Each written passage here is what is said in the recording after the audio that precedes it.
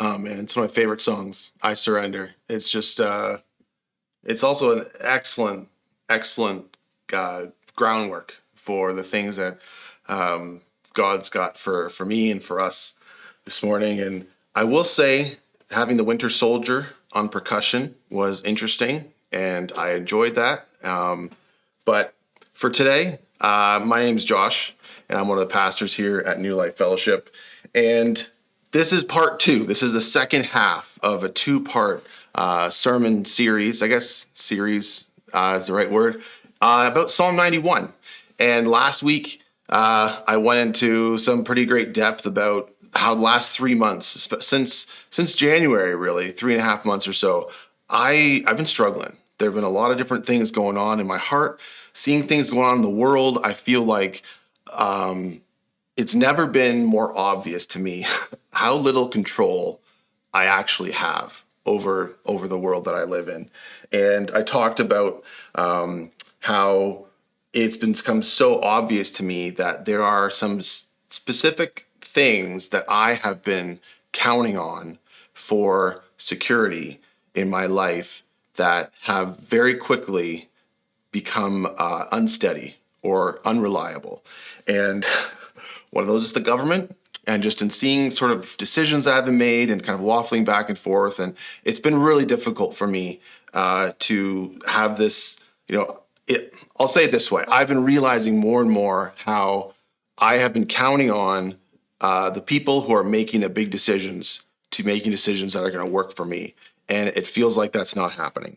I also have been discovering that, I've been looking to my business as a source of security, and a bit to my business as a source of validation and a source of my identity. And that even if things around are not going great, at least I feel like I'm a great business owner. At least I feel like I'm doing a good job. And last week I talked about how changes, moving, continuing to move forward as a business, it's putting me in new situations that I'm finding, feeling out of my depth a lot. And I look around and I see everything. I'm feeling overwhelmed by so many things. And in that spot, I find myself feeling frozen. I feel like kind of deer in the headlights. And it's like the walls of security around my life are suddenly cracking, and through those cracks, just fear and anxiety and worry just flood in, and I feel paralyzed. And depending on the day, I either retreat into myself, I retreat from my wife, or retreat from my kids, retreat from my friends, or I'll thrash and I'll look for someone to blame. I'll lash out. Sometimes, at my family, sometimes at myself, sometimes at God. And what's the last few weeks have been a really special time, because, it was my turn to preach. And I just felt like God showed me Psalm 91 in a brand new way. And last week we focused on verses 1-8, the first half of Psalm 91. And there was a few things that even this past week, as I'm looking at this part two, a few things have kind of just been kind of reverberating in my mind of from the first 8 verses, and talking about how crucial it is, that we have to remind ourselves that the Lord is our refuge. The Lord is God is the place where we find our security. And it's not like I have to choose that God is my security. It's like, no, He is. And I have to remind myself of that. I have to remind myself personally over and over and over, multiple times a day, sometimes multiple times an hour. And if I'm really tired, probably multiple times a minute. But God is the fortress that I live in. And, we talked about how dwelling place, those words in Hebrew are sometimes even translated secret hiding place. And I remember reading that and just feeling like, I just long to be hidden away from the danger and from the scary things of the world. I just long to be cradled up, in my perfect father, my perfect daddy's arms. I just want to hear him say, it's going to be okay, Josh. I got this. I got you. And Psalm 91 is saying that's actually the reality.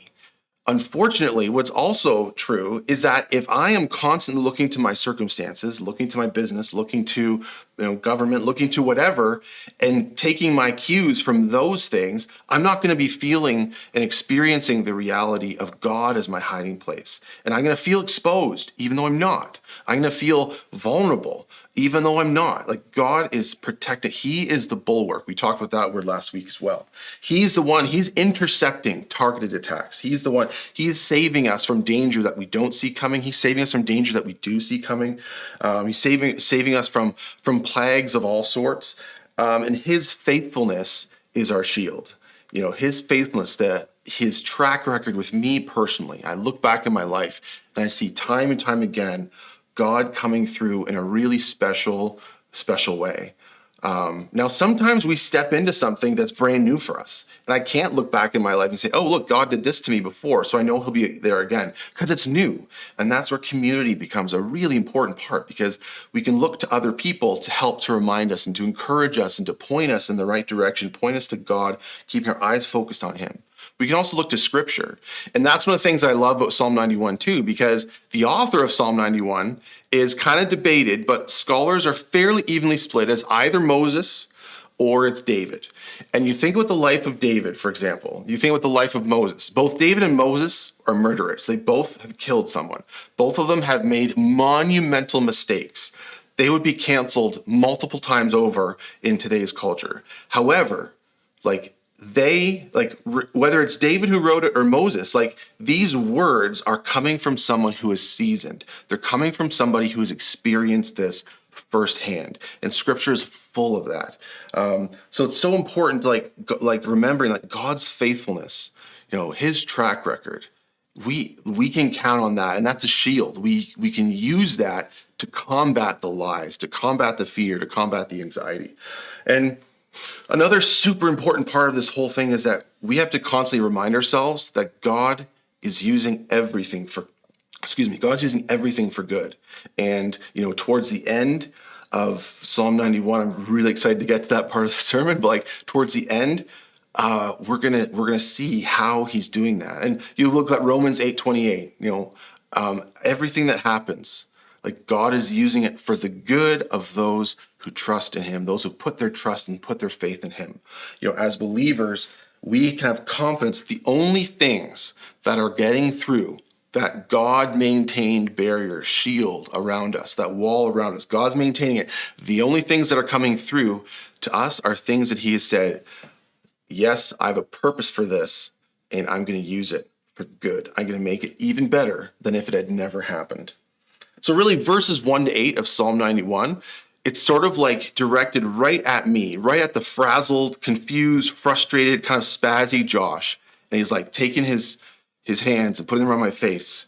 And he's saying, you're okay. I've got this. I've got you. Look at me. Don't look around. In movies, you've got the person who's pretty confident. It's it's an action movie. There's explosions everywhere. And then there's the person who's being saved. And the savior is look at me. No, don't look at that. Keep your eyes on me. That's what the first half of Psalm 91 is God saying, Josh, I got you. I've got this. It's going to be okay. Look at me. Look at me. Look at me.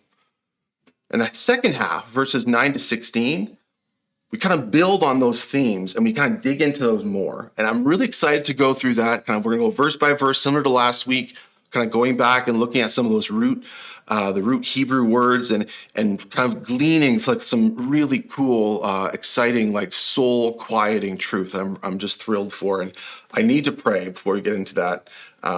Father, you've been at work in the world. You've been at work in all of our lives, and your Holy Spirit has been active, and it's been preparing people for this morning and preparing people for what you have. And God, I am putting my confidence in today's sermon. I'm putting that confidence in what you've been doing in the lives of everyone who's hearing this and in my life. And I give you the responsibility for the outcome of today. I'm excited. I'm excited that you don't leave us huddled on the ground, terrified. I'm excited that you lift us up and you lead us forward through danger, through the enemy. And you are right beside us and you're helping us to practice and to experience freedom like we've never experienced before. So thank you for Psalm 91. Thank you for this wonderful community of friends. And thank you for the time that you and I get to spend together this morning. All right. Well, let's dive right in. We're going to go Psalm 91, verse 9. So I'll just read the verse here.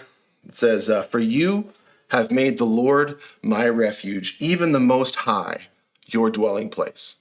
There's a couple interesting things here. So number one, it's important to know that the author of this psalm is they're addressing people, and they're kind of speaking from a bit of their own experience. You can kind of see that in this verse. He's like, for you have made the Lord my refuge, even the Most High, your dwelling place. The other interesting thing is that this is a super, super close reflection of verse 2. If you remember, it says, saying, make the Lord your refuge. He is your dwelling place. And so Psalm 91 verse 9 kind of goes back to that. And it says, okay, on the other side of that decision, you have made the Lord my refuge, even the Most High, your dwelling place. And okay, so once that's happened, here's how we move forward from there. So we're going to dig into some of these words. So one of the words is have made. And the root word for that, the Hebrew word is samta.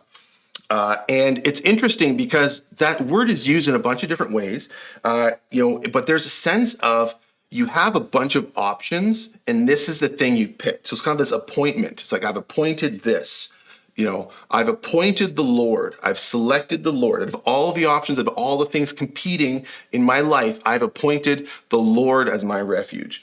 The interesting thing as well, and I talked with this last week, is the word Lord. And in that, the root word is Yahweh. And one of the interesting things about the word Yahweh or Jehovah is that Jehovah isn't actually a real word. What they've done, and this is like, Pastor Robin knows all about this. He's well schooled in the Hebrew, and I'm sort of learning, so it's still pretty cool. Is the word Yahweh, YHWH. And in Hebrew, they don't really use vowels. And so YHWH is they've taken the consonants from the word Yahweh, but then they've added the vowels from another word for God, which is Adonai. And so the root of Adonai is Adon, which means master or ruler. And last week I talked about how I want a savior. I find myself in messes all the time, way more than you think, like a lot of messes. And I want to have a savior who's going to swoop in and save me, but I really would rather not have a Lord. I don't really want an Adon. Because the concept behind Adon, it says, the concept is dominion, rulership, or ownership. And it's not like a master slave, not really like that, because there's also a strong sense of the Lord, the Adon, is responsible for the care and for the well-being and for the growth and development and maximization of what the Adon is over or owns. So I don't really like the fact that God is I'll put owner in quotation marks, because that means that he gets to decide what happens to me. That means he gets to decide when it happens to me and how it happens to me. And I'll be honest, I kind of hate that. And that's something I honestly, truly struggle with all the time. I struggle with it in my own life, and I struggle with it as I look to friends who are going through things. I struggle with it as I think about my kids and things that they're struggling with and things that they're going through. I struggle so much with the idea that God is the one who's picking and choosing that person's course. However, they are not, I'm not the owner. I'm not the controller. That's again where I got to go back to God's faithfulness, to go back on his goodness. He is someone that we can trust. He is someone that we can love. I love the idea of a savior, but I'm not so crazy about a Lord or owner. But the two are one and the same. The two are one and the same. The Lord is my refuge, my place of safety. It's that place where it's kind of out of reach, out of harm's way. And he is my dwelling place. And he's the place where I live. He's the place where my habitat. The root word there is mao. And it's like habitation, your living place, your home. I have made God my living place. So on the other side of the decision to make the Lord the place I go to, opposed to everything else, is a reminder that God is also my owner. He's the one responsible for providing for me. He's the one responsible for guiding me. And that really kind of sets up the expectations of what my life looks like moving forward on the other side of the recommitment, saying, yes, God, I choose again. I choose to only look for my security in you. So moving on to verse 10. No evil will befall you, nor will any plague come near your tent. This is a tough one. Again, like I look at my life, I was like, oh, I don't know what this, but that sure feels evil. Like this plague is coming near my tent. Well, we've got literal COVID. It's in the world. There's also the plague of dangerous ideas. The plague of infections. Of this, it's so easy to look around and see. It's like, well, I don't know if this verse is actually true because I see things that look like evil all around me. Now, what I want to do is kind of dig into some of these words here, and I want to kind of share how God has spoken to me about some of these things. So number one, the word evil, it pretty much means what it sounds like. The root word, it's ra'ah, and it means wild, evil, harm or hurt. The word for befall, with befall kind of has this kind of a chance. It's something that might happen to you. And that's kind of anah is the root word, and it means, a chance encounter, like an opportune meeting, like dangerous things are not going to happen to you by accident. That's sort of the interpretation here. And nor will any plague come near your tent. So come near is kaurab, and it means to approach. So things aren't going to happen to you by accident, and things aren't going to happen to you intentionally that are bad. Now, what God's kind of been challenging me on, and I have to be honest, I'm not speaking this confidently because I feel it.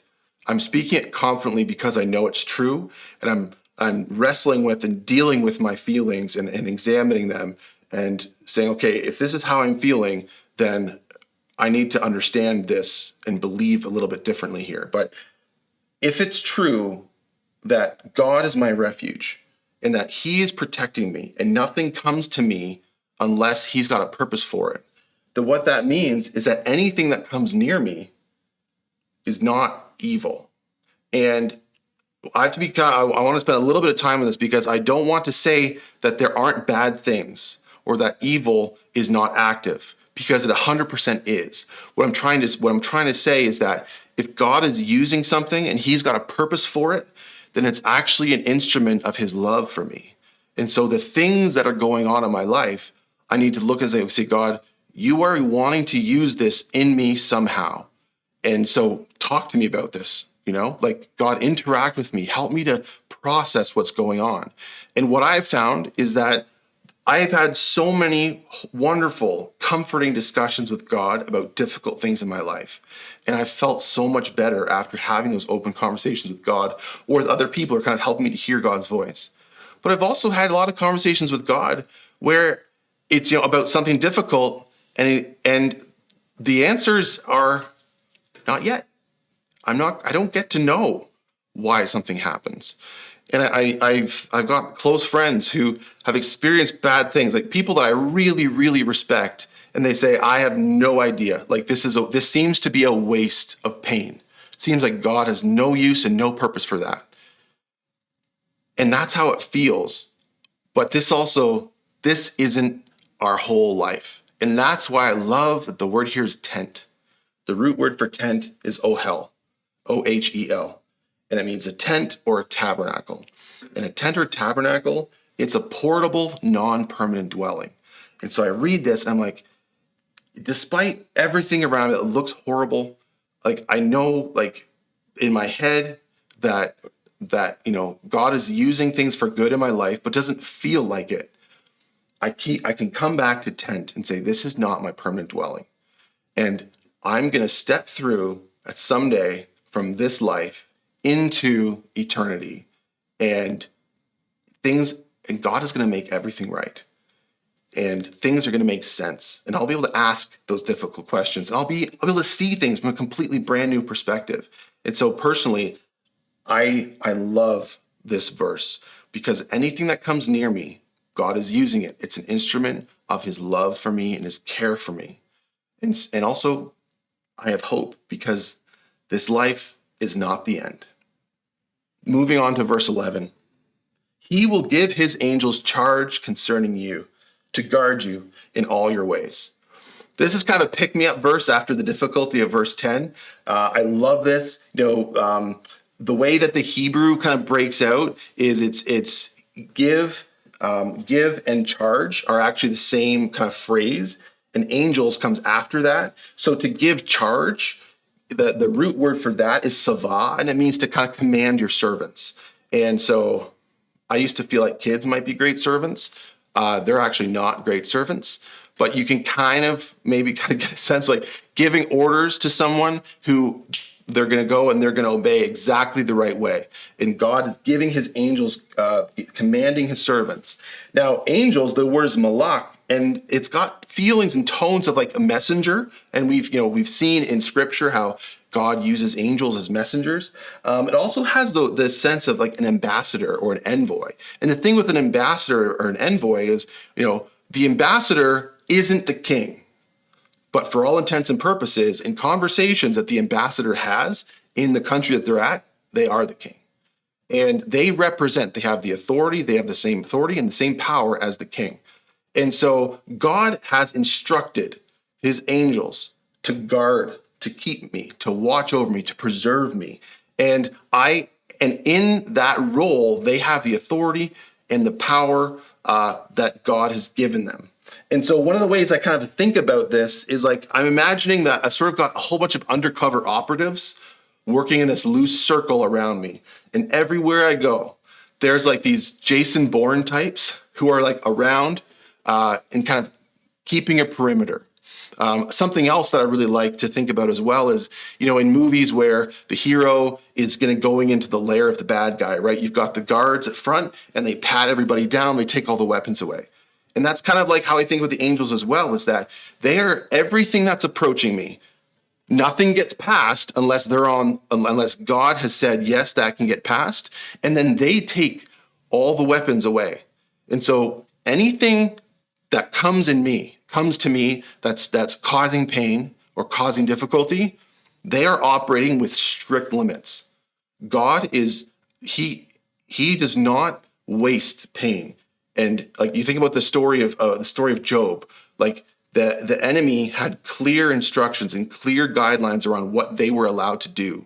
And so that's something that I kind of consider as well, is that there's a perimeter of angels, and God he's protecting me. He's stripping power away from anything that's coming at me, and it's only allowed to operate according to God's plan, according to God's limitations.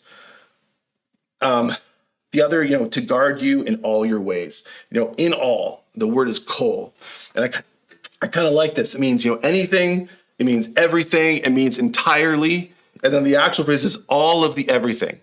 In all of my ways, all of the everything, from the smallest thing to the biggest thing, I have God's protection around me everywhere I go. And then your ways, the root word is direct. And it means, the way, your road, like the journey that you're on. The distance that you're traveling. And so as we are traveling through this life, we've got this perimeter around us. And the only things that are allowed in through that perimeter are things that God is using to care for us, to help us to grow, to help us to continue to maximize. And we unfortunately don't get to see the reasoning behind it all right now. But again, this life that I'm living, it's 84 years, apparently, according to life expectancy. It's like, this is a short window. It's a minuscule window compared with the expanse of eternity. So moving on to verse 12, again, kind of expanding on the protections that we have around. They will bear you up in their hands, that you do not strike your foot against a stone. Bear, the word bear, in the Hebrew, that it means to lift, to carry, to spare from, to ease, or to help, to endure. And so I think about, as I was reading through this, I was thinking about Jesus in the desert, the 40 days of temptation. And it says like Jesus went through 40 days of just immense difficulty and just like immense struggle. And at the end of that time, the angels came, they ministered to him, and they comforted him. And that is the thing that God is providing for us as well as we're going through this journey, as we're going through life, the difficult things. Hand, the word is kaf. And in scripture, the hand represents strength. And it says, the root word, the literal meaning is the palm or the hollow the flat hollow of the hand. If something's right here, sorry, there we go. If something's like right here, then like I can grasp it. I have the most control over something when it's right here. And to me, that again, it reminds me that I am right in the palm of God's hand. I'm in the very center of his focus, the center of his control. And he is bending his focus on me, and he has the big picture that I don't get to have very often. The other word that I found myself looking at was strike, the word strike. And the root word for that is nagaf, and it means to smite or to strike as well. However, it's also used as to defeat, to be defeated, or to be beaten, or to stumble. And I'm finding that really valuable as well, because as we talked last week, I struggle with fear a lot more than people might think. I don't know if people remember, I made the tactical error, I'll say, of confessing that I'm afraid of the dark. And I know it's 35, almost 36-year-olds shouldn't be afraid of the dark. And my kids think it's hilarious. And so they do. They made fun of me this week for being afraid of the dark. But I have fear. And so sometimes there's small things that don't seem to be a big deal, that it happens, or I see it, or it's an observation, and I feel the pit of my stomach just tighten up. It might be like a weird physical sensation that I'm like, oh, what is that? And then my mind goes a mile a minute. Oh, shoot, what's going on? And then before I know it, I'm in a spot mentally where I'm suddenly now grappling with huge, huge fears. And one of the layers of this of meaning in here for me personally this week has been that even the things that look like small things, where I just stub my toe. It's a small thing. It's kind of like, that's kind of the imagery here. Like, the angels are God his provision is carrying us through life, so we don't even strike our foot against a stone. So even the small things that might spin me out, I'm not defeated by them. I'm not beaten by them. I'm not stumbling over them. I am able to continue on moving forward. And as I continue to keep my eyes on Jesus, I keep my eyes on God, he is my refuge, he's the secret place where I am hidden, then I begin to experience the reality of this truth. And the angels, God's protection around me, they are disarming attacks. And even the small things, like I don't even stub my toe. And that feels so silly to say, but I think what Jesus talked about, right? Like not even a sparrow falls. Like God knows the number of hairs on our heads. Like even the smallest little things, like God cares about. He cares so deeply about those. I don't even stub my toe without the okay from God and without him right there to catch me, to make sure that I'm not beaten, to make sure that I'm not defeated, to make sure that I don't stumble. So I am unbeatable. Now, 2 Corinthians 4, I love that there's a whole bunch of great verses in 2 Corinthians 4. I mean, the whole Bible, of course. But 2 Corinthians 4, it says we're pressed. We feel pressure. So but we're never crushed. It's like, I'm unbeatable. I stubbed my toe, but that's not the end. Regardless of where my mind takes me, that's not the end of my story. I'm pressed. Are we pressed? Sure, of course, but we're never crushed. Are we persecuted? Well, definitely. Like Jesus said, that's going to happen. Expect it. But are we ever abandoned? Are we ever alone? It's like, never. Absolutely not. Do we fall? Are we cast down? Sometimes, depending on where you're at in your life, depending on what you're struggling with, it feels like sometimes more than others. But are we destroyed? We're never destroyed, ever. Now, the challenge that we have, the challenge that I have, is my feelings. Like my feelings don't line up with the truth that I'm reading here. Now, one of the things that I have to consistently bring myself back to is that feelings that in and of themselves, they're not bad. Like fear, anxiety, worry, like those things, like I feel them, and it's easy for me to think like, oh, those are bad feelings and I don't want to feel them, I push them away. But God designed them. He made them. And so they're good. Like when God created man, he said it was very good. So I don't shun your feelings. Don't shun the heavy, uncomfortable feelings. Don't ignore them or push them away. Like rather, think about your feelings as it's a system that God designed. And your feelings are created, they're generated by like deep rooted beliefs, about yourself, about me, about the world, about other people, to feel like beliefs that I have kind of like agreed to, sometimes without really even being aware of it. So for myself, I, as I consider my feelings, like for example, preaching, like I really enjoy it and it's fulfilling to me. But every time, like the days leading up to it, I kind of feel antsy and I kind of feel nervous. The, Having a 3 minute countdown before the sermon starts, like that's the longest 3 minutes of my life. And I just wish I could fast forward through the whole thing. I don't like those feelings. And so as I kind of have conversations with God about, okay, what's going on here? I don't want to just ignore these feelings or try to distract myself. It's like, no, and God and I have had lots of conversations about this nervousness that I get before doing something. And I'm seeing there are some beliefs, deep down beliefs that I have, beliefs that I'm a disappointment and I will disappoint people. People will have expectations of me and I will come way under the expectations. I will let people down. Like those are deep rooted beliefs. And if I ignore my feelings, I never have a chance to get down to those root beliefs. And as I have these difficult feelings and I interact with God or interact with other people and we kind of like, invite people into my struggle, then these feelings can kind of come to the surface and these beliefs can come to the surface and they get corrected. And to me, that's what I see happening through all of Psalm 91. It's constantly saying, okay, God, you're my refuge. You're the secret hiding place that I'm at. And then I'm dealing with my feelings, my inner world. I'm dealing with that in the light of that truth. And what happens is that my feelings, as the roots of those are exposed and the beliefs are dealt with, my feelings change. The last week and a half, the last 2 weeks, I came into the sermon prep feeling anxious, feeling tied up in knots, feeling frustrated. And I have experienced a quiet. It's like a calming of the storm. And it's not like the feelings go away, but they're just quiet. It's like going from a roar in my face to a whisper in the corner of the room.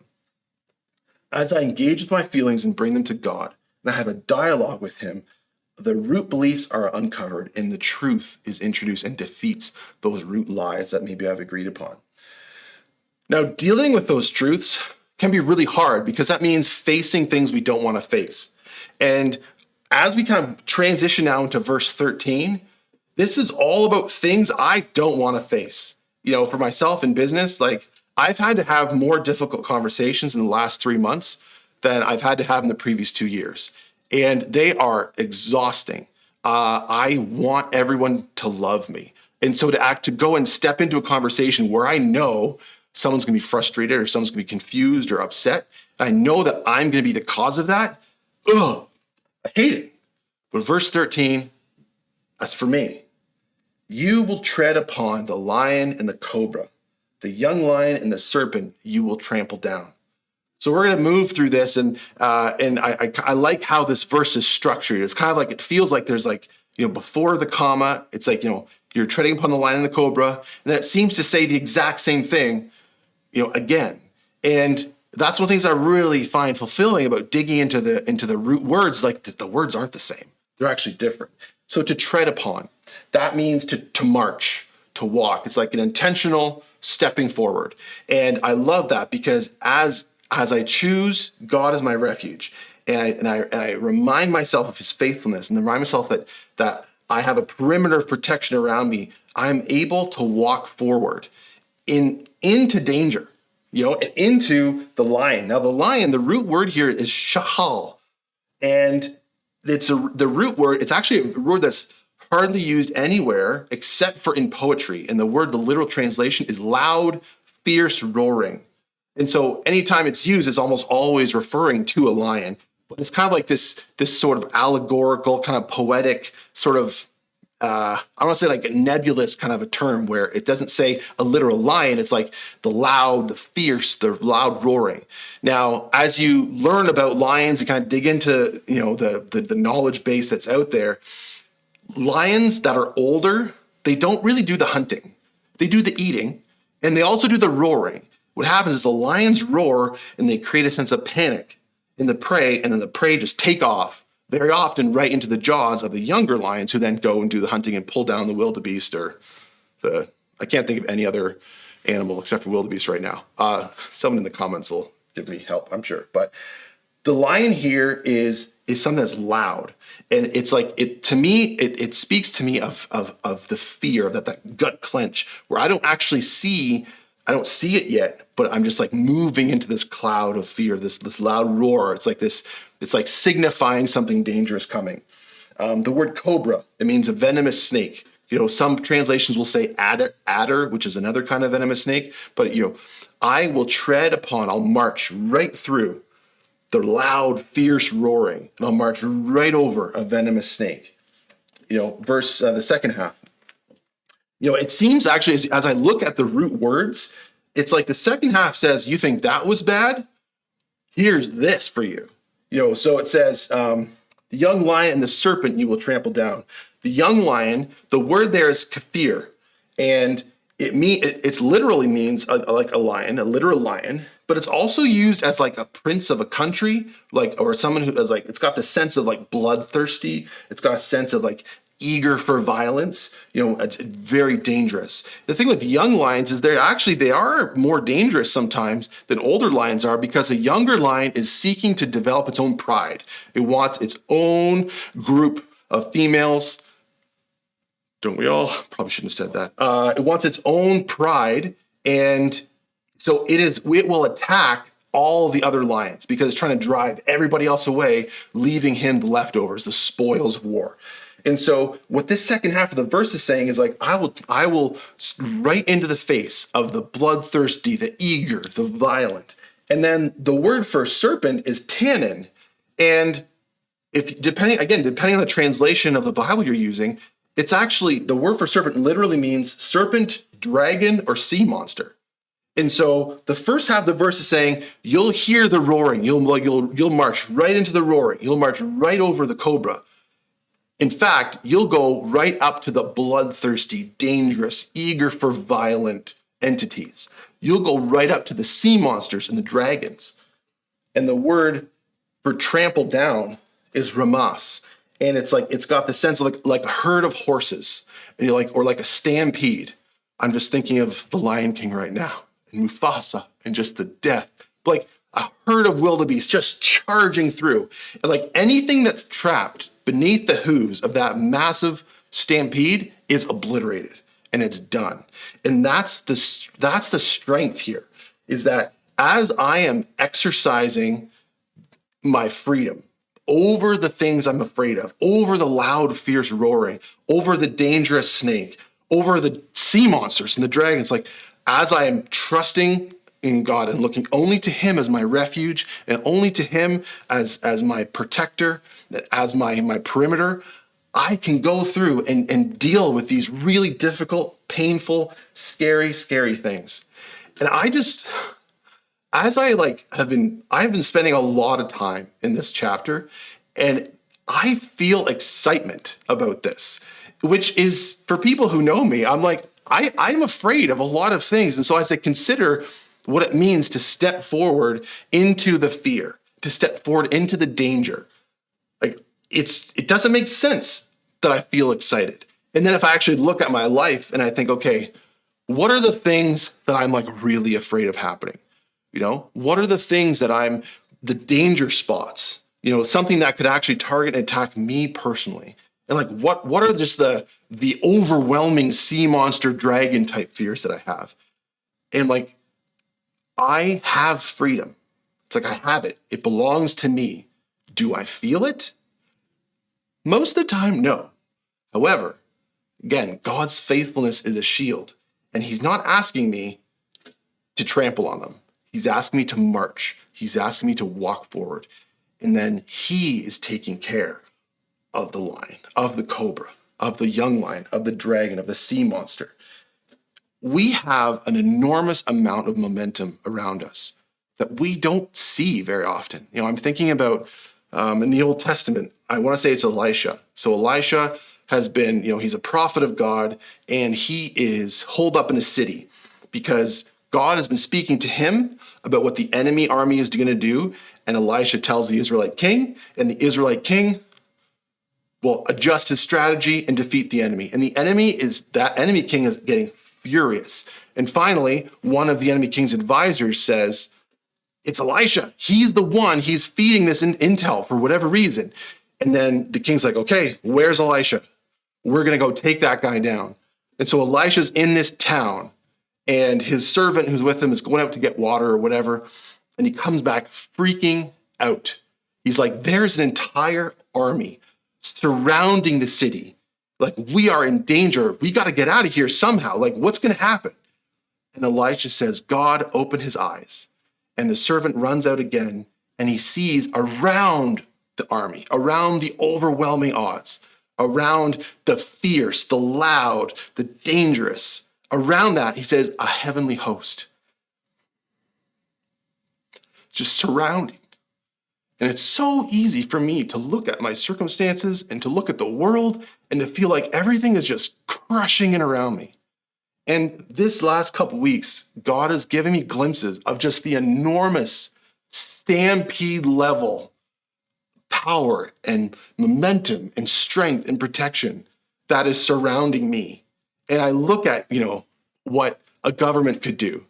And it's, again, this time with God's been such a gift because my feelings are sort of lining up with what's true. And that doesn't always happen.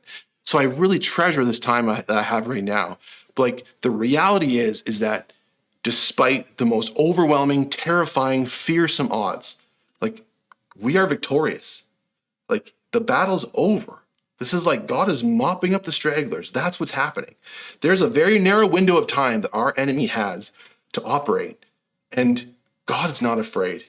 Psalm 2, I have found so much joy in that. Like Psalm 2, I think the first verse or two, it talks about the kingdoms, the nations of the earth rage and they conspire and say, we're going to throw off the shackles of God. It says, God sit back and God mocks them.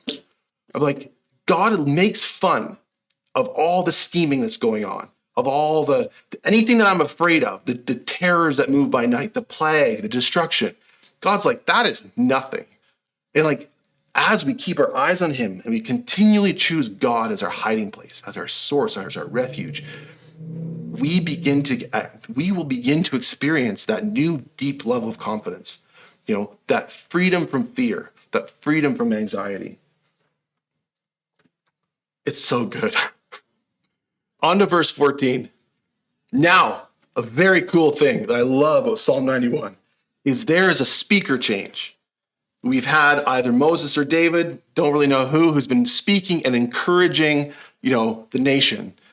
And then at verse 14, God steps in and God takes over. God takes over the speech. It's a new voice, that of God himself, adding the final word, the completion, the conclusion of this really epic poem. Verse 14, because he has loved me, therefore I will deliver him. I will set him securely on high because he has known my name. He has loved, that root word is hasak. Again, it's about talking about setting his love, setting affection, finding delight in, because we choose, because we pick God. He will deliver us. The root word there is palat, and it means to carry off, to rescue, to escape, to deliver. And like last week I talked about that root word. It's like how it's like, the enemy feels like they're just about to win, and then the Savior comes in and yanks the rug right out from under the enemy. Like, that's what's going to happen. I will set him securely on high because he has known my name. To set securely on high, that phrase, it's sagab. And what it means is it's exalt, to set up inaccessibly high, like lifting, like I'm imagining like a 10-foot basketball. I don't know if there are any 10-foot NBA players. Imagine like a super, super tall NBA player. And he's like holding a basketball just up here. And all these little toddlers are like running around his ankles. Like, is inaccessibly high. And that is what God has done for us already. It's not, we're hoping he does. He already has. He has set us up inaccessibly high, set very securely. Because he has loved me, I will deliver him. I will set him securely on high because he has known my name. To know, the word is Yahah. It means to discover, to become acquainted with. There's like to perceive or to acknowledge, the sense of like he has known, like I have explored God, and I've explored, the word for my name is Shem, and it means reputation, fame, glory, memorial. It's so the sense of like a monument, like what God has done and what what he can do and what he's capable of. And it's because we have explored what God is capable of in my life, and because we have come to know that, and we come to know God's real identity. For me, this has not been true. Like I grew up in a certain, like everybody, I grew up with a certain idea of what God was like. And to me, God was like a locked door with treasure behind it. And my job was to try to figure out the combination lock so I could get to the treasure. And so that's kind of what God was like for me. That was my concept of God. But over the last 5 years, I've been exploring who God really is and kind of giving God an opportunity to introduce himself to me, really introduce himself to me.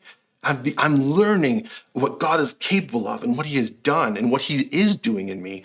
And because of that, I have seen the trajectory of my life change. My daily experience is growing and it's improving. And the things that used to terrify me are not nearly as strong and not nearly as potent. And that's because this is true for all of us. Like as we explore God, the experience begins to match up with the reality more and more and more. Verse 15, he will call upon me and I will answer him. I will be with him in trouble. I will rescue him and I will honor him. One of the words here that I really spent time thinking about was the word for trouble. And the root word there is sarah. And it means it's two things, like dire straits and distress. Now, what I really like about that is that straits, like dire straits, are circumstances, things in my life that are going wrong. And the second part of that is distress. And distress is more of like a mental state. And so what I love about this is God is saying, you will call upon me, you will reach out, you will call for me, and I will answer, I will respond to you, and I will be with you. Whether you're in the middle of terrifying circumstances or whether you're dealing with inner stress, inner frustration, inner anxiety, he will be there with us in the middle of that, and he will rescue us. And the word for rescue is halatz, and it's kind of got a couple different sort of senses or feelings to it. So it has the idea of like drawing away. So it's like he will physically he'll create space between the attack and between us. The other interesting meaning is to draw out. So the kind of idea of taking a sliver out, you're bringing relief. You're removing something that's dangerous or that's painful. And like God is active in our dire circumstances, and he's active also in our inner life. And as we call upon him, we look to him as our source, he will answer us and he will bring relief. The last thing I spent time with verse 15 here is the word like for honor. And I personally don't have a really strong like connection to the word honor. I think that's probably true of a lot of us. But there are other cultures that are built around the idea of honor. And so when I think about, as I dig into like the root word here, it's kabod. And the root, it's the idea of like the literal translation of the root word is to become heavy, to become weighty. And the how it's used is to imply something becoming distinguished, becoming hardened, becoming fierce, to make something glorious or rich, to make something noble. That's what's all packed up in that honor. And what I see, and I see this actually not quite so much in myself, because I think this is implying like is over time. I look to people in my life who are more seasoned, and I think about what they've been through. And I just look, I'm like, man, like what you have become, someone's been faithful to God, what you have become, you've experienced God consistently and looked to him, made that choice over and over and over again. You have become glorious. You've become unflappable. Like you have become sort of like insulated almost from like the terror that happens in the world. And I'm really eager to become like that as well. And I can already see in my life in the last few years, like I can see myself strengthening, and I can see that the things that used to scare me don't, and the things that used to really shake me deep down, like I've God's faithfulness he's shown up. And so I can move forward. I'm learning to move forward. And that's one of the things with this idea of freedom is that we have freedom, but it's an exercise. It's something that we have to practice. And it's the practice is looking to God, like looking to him as our hiding place and moving forward, moving into the things that are afraid. And then we discover firsthand how God meets us in that place. Verse 16. This is the culmination. Psalm 91 is such a beautiful piece of art. It's stunning poetry. And, this verse here is sort of like, here's what you have to look forward to. As you meditate on Psalm 91, as you make continually over and over again, choose God as your source. You build that habit of finding refuge and experiencing refuge in God. This is what's ahead of us. With a long life, I will satisfy him and let him see my salvation. The word longs for oric, it's called an oric, and it means long. Sometimes it's used as forever. The word for life is yom, and it's used very often as day, to literally mean a day, but it's also used to lifetime. It's also used to imply a time period, years. It's also used to imply a journey and moving like over time, like moving somewhere over time. And I think about that. I think about, with a long journey, I will satisfy him.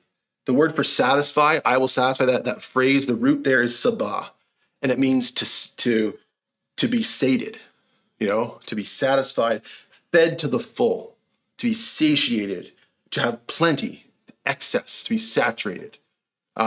I had this imagery of squeezing out a sponge and then immersing it in water and letting it expand. And you bring that sponge out of the water and it is full. It is dripping. And God, that is what God is promising. He is promising to satisfy us completely. Every little pore is going to be satisfied, filled to the absolute dripping capacity. It's sort of the idea of I will look back over my life and over a lifetime of trusting God, and I will see what a full life I have had. What an adventure. I think there's a quote from Hunter Thompson that I've always kind of liked. And it says, I don't want to end up at the grave, perfectly preserved, like an immaculate, spotless body. He's like, I want to skid into the grave sideways saying, what a ride. And I think about that sense of adventure, that sense of that's what I long for. I long to experience everything. And I long to be taken to places that I've never seen before. And I look at my life, I'm like, God's already doing that. And as I continue to exercise my freedom in him, as I continue to choose him and to trust him, he's bringing me on that journey. And I think right now I have a memory thinking back to, I don't know, 5 or 6 years ago. And my wife and I needed a vehicle, so we bought a car. And our budget was very small, so we bought a small car. And it was a standard, it was a stick shift. Now, I'd never learned to drive stick shift before. And so I actually was terrified to. So I went for a year of never driving just because I didn't want to learn stick shift. And I remember a winter day, I was in the passenger seat. We're driving. My wife is an excellent driver, so don't get the wrong idea with the story here. But we're driving down a winter, a winter road, a snowy road. And I just felt so out of control. And I was huddled up against the window, feeling like the cold glass soothing my face. And I remember thinking, if this is adventure, I don't want it. And it's kind of funny, but the fact is that's sometimes it's true. And it's okay if you're like, this part of the adventure blows. I hate this part of the adventure. That's all right. We don't have to like it. But what we do is as we look to God and we find our source, we find our peace, we find our freedom in him, then all those moments, they add to the richness, they add to the complexity, they add to the texture of our life with him. And the last half of this verse, I will let him see, and let him see is ra, the word ra, and it means to show, to display, or to expose, to observe. It also means to gloat almost. It's like, look what I have done. I will let him see my salvation. And the word for salvation is Yeshua. And the Hebrew, pronunciation for that is Joshua. And the Greek translation of this word is Jesus. Psalm 91 talks about this, how to handle just the overwhelming odds, the terror that we live in. And it points us to the very end to Jesus.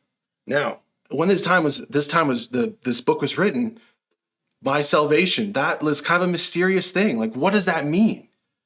But now we have the benefit of hindsight. We can look back and see, wow, like in this poetry that was written hundreds and hundreds and hundreds of years before Jesus was born, there's a prophet, like this is pointing to Jesus. The ultimate plan for God's salvation is Jesus. He saves us. He delivers us. He is our victory. He is our prosperity. And I find myself thinking as I look around the world, I'm saying, God, are you truly enough for me? And then I come to a verse like this, and it's like, he says, yes, I am. Like, and if you will look to me as your source, look to me as your refuge, not the government, not your boss, not your business, not what, fill in the blank, whatever your source that you tend to go to for security, whatever that is. When you choose God over that, like you are equipped and you're able to move forward into the fear with a sense of freedom.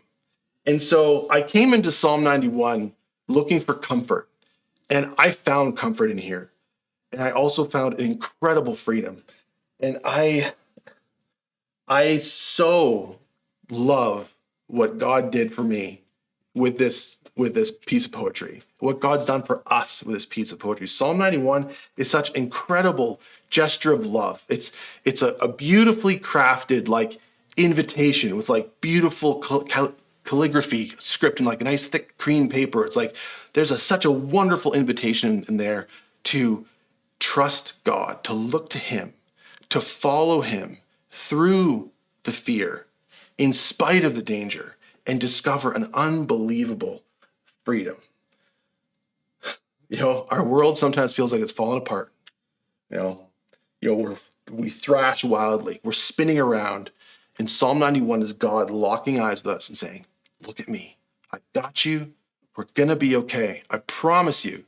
It might get darker, but the end, just wait for the end. It's going to be so, so, so worth it. Look into my eyes and settle your heart. Follow me forward.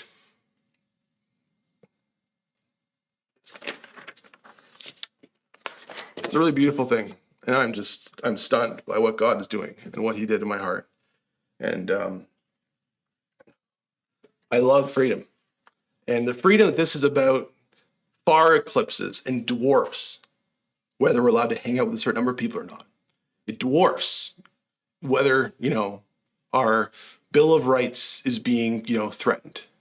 Not that those aren't things to be concerned about, but freedom that we have is so much bigger and more thorough and complete than any kind of freedom a government can offer. And so I'm so excited to do communion. So if you've got your elements, I've got some wine. Actually, I think it's definitely grape juice. I've got some gluten-free elements, and let's just share communion together. And remembering that what this represents represents Christ. It represents our standing with him.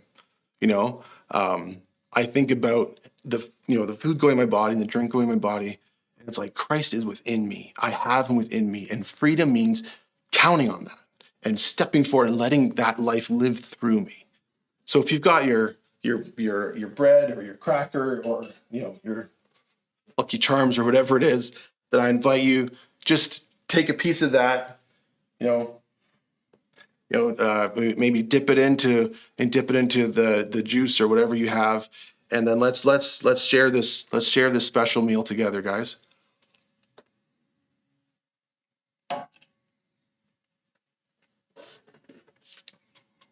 And knowing what it represents our union with Christ. It means that the old Josh, the old you, as a believer, it means you were crucified with Christ. So that guy, that girl, they're not alive anymore. We've been raised into newness of life. We're one with Christ. Like, you look at my heart and you kind of see, it's like, well, there's Josh's heart and there's Jesus's heart. I can't really see where one ends and the other begins. Like, we are united with Christ.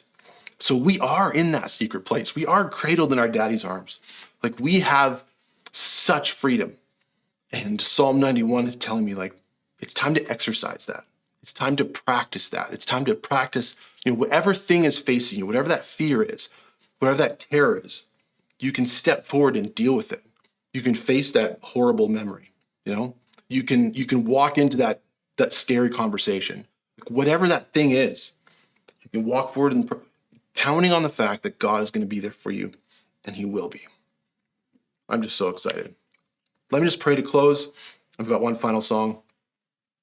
Father, you have shown up in a big way, countless times through history.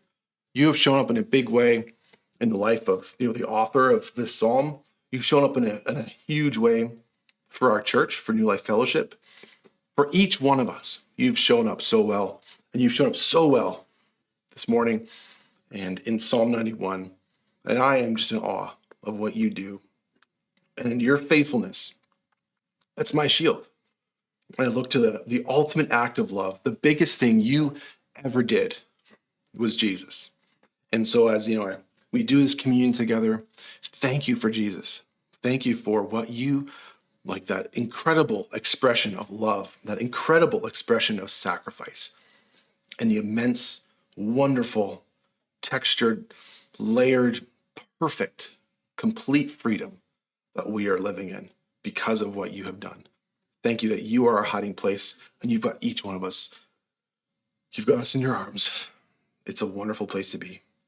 Amen. All right, let's move to this last song. I'm really excited for it.